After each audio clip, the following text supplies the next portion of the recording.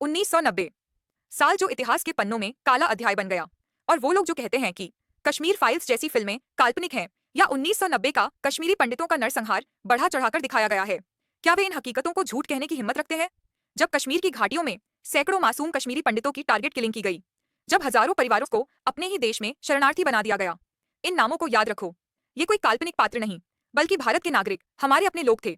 टीकालाल टपलू, BJP नेता और वकील, श्रीनगर में 1989 में गोली मार दी गई। नीलकंठ गंजू सेशन जज, जिन्होंने जेकेएलएफ आतंकी मकबूल भट्ट को फांसी दी थी, श्रीनगर में मार दिए गए। सर्वानंद कौल प्रेमी, कवि और लेखक, आतंकियों ने अपहरण करके क्रूरतम ढंग से हत्या की।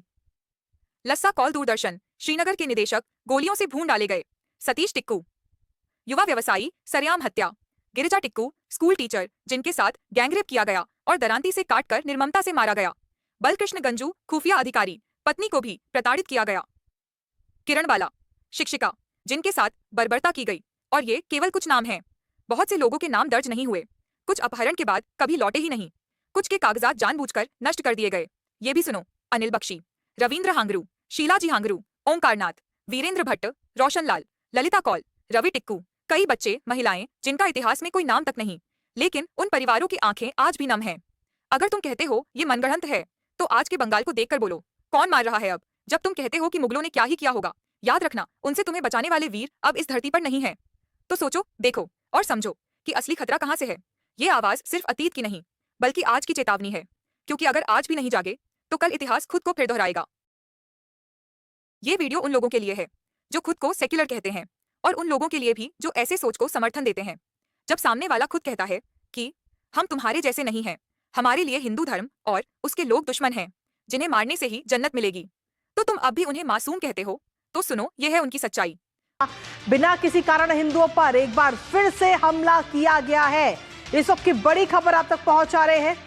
मालदा जिले के इंग्लिश बाजार के लक्ष्मीकांतपुर में यह हमला हिंदुओं पर किया गया और हिंदुओं के घरों और साथ ही दुकानों को भी वहां पर निशाना बनाया गया है। इससे पहले भी इस तरीके के हमले हिंदुओं पर होते रहे हैं और इसके साथ ही अभी ये हाल ही में एक बार फिर से ये हमला किया गया। मुहर्रम के जुलूस के दौरान तोड़फोड़ वहां पर की गई है, मवेशियों पर भी हमला किया गया और अभी तक पुलिस की तरफ से किसी प्रकार की कोई कार्रवाई नहीं की गई है, जिसकी वजह से तमाम सवाल उठ रहे हैं। तो ये सबसे बड़ी खबर आप तक पहुंचा रहे हैं पश्चिम बंगाल से। टीएमसी सरकार इस वक्त वहां पर सत्ता में है और कई बार टीएमसी पर इस तरीके के तमाम सवाल उठते रहे हैं और एक बार फिर से कहीं ना कहीं सवालों के घेरे में है इस वक्त टीएमसी, क्योंकि पश्चिम बंगाल में हिंदू सुरक्षित नहीं है। एक बार फिर से हिंदुओं पर हमला किया गया है। मालदा जिले में यह हमला हुआ है हिंदुओं पर और जो हिंदुओं के घर हैं, दुकानें हैं, वहां पर यह हमला करके उनको निशाना बनाया गया है और पुलिस की तरफ से अभी तक किसी प्रकार की कोई कार्रवाई नहीं।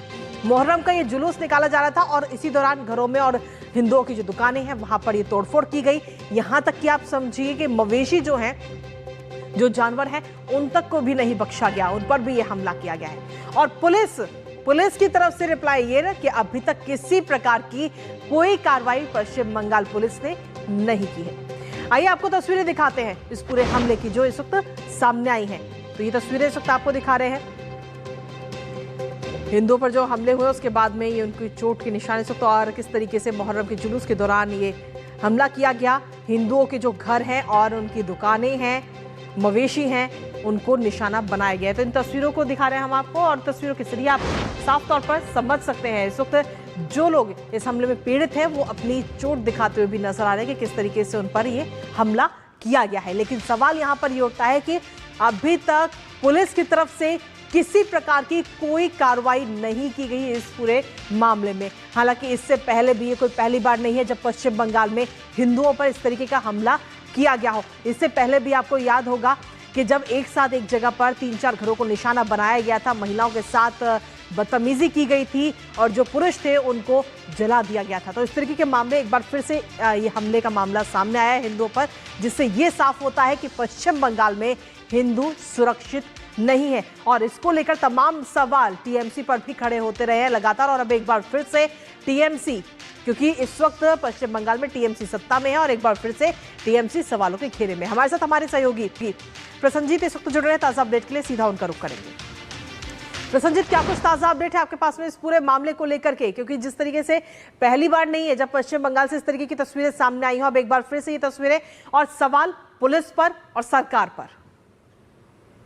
कृतिका, कोई बदलाव नहीं है। मालदा की मोथाबाड़ी, उसके बाद मुर्शिदाबाद की सूती, धुलियान और शमशेरगंज, और इस बार मालदा की इंग्लिश बाजार। पिछले 3-4 महीनों में जो सिलसिला हम देखते आ रहे हैं बारी बारी पर करके, इस बार भी वैसा ही हमें देखने को मिला कि कल मुहर्रम की जुलूस के समय पे कोई मतलब नहीं था, कोई किसी तरह से भड़काव नहीं था किसी जगह से। इसी तरह से जैसे आपने तस्वीर में दिखाया कि चुन चुन के हिंदुओं की घर पर इस तरह से तोड़फोड़ किया गया है, मवेशियों को चोट पहुंचाया गया है, और वहां पे कई सारे जो सरकार की सिविक वॉलंटियर को चोट पहुंचाया गया है। और पुलिस की गाड़ी, ये जो जीप दिखाया जा रहा है, जो शायद बोलेरो है, ये जो भी है, ये पुलिस का है।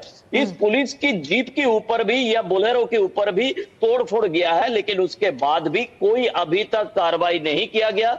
और स्थानीय लेवल पर इस इंफॉर्मेशन को दबाने की कोशिश किया जा रहा है पूरी तरह से। और जो स्थानीय पुलिस है उनकी तरफ से भी जो वहां पे पत्रकार है उनके ऊपर दबाव डाला जा रहा है कि इसको खबर के हिसाब से ना दिखाया जाए, और इस फुटेज को अपने चैनल तक पहुंचाने के लिए वहां की पत्रकारों के ऊपर दबाव डाला जा रहा है। लेकिन क्या करें, हमारे पास पहुंच गया है और हम डीडी न्यूज के साथ है। हमको ये पूरे देश को दिखाना पड़ेगा कि किस तरह से मुहर्रम की जुलूस से किसी बिना भड़काव के इस तरह से लोगों की घर पे तोड़फोड़ किया गया है। लोगों की जो कमाई करने की दुकान है, देखिएगा यहाँ पे एक जो आप वहां पे गोलगप्पा कहते हैं, यहाँ पे हम फुचका कहते हैं, उनकी दुकान के ऊपर हमला किया गया है। घर में तोड़फोड़ किया गया है, बाकी दुकानों पे तोड़फोड़ किया गया है।